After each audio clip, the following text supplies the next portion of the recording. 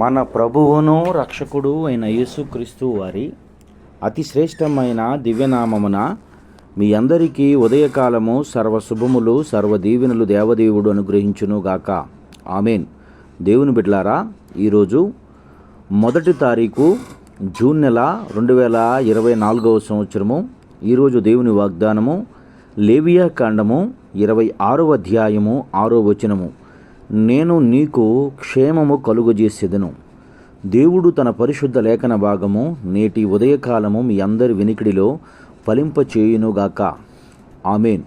దేవుని బిడ్డలారా, దేవదేవుడు తెలియచేస్తున్నటువంటి మాట, ఈ నూతన మాసములో ఉదయకాలమందు దేవుడు మీతో మాట్లాడుతున్నటువంటి మాట, నేను నీకు క్షేమము కలుగజేసేదను. ఈ నెలంతయు కూడా ఆయన కాపుదలలో, ఆయన కనుదృష్టిలో ఉంచి నిన్ను ఆశీర్వదిస్తాను.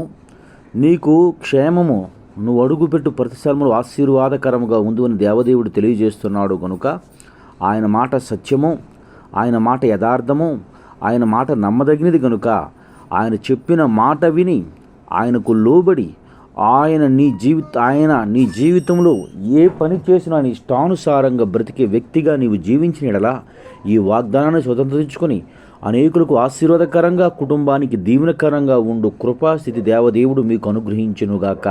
ఆమెన్. తండ్రి, నీకు వందనాలు, స్తోత్రములయ్యా.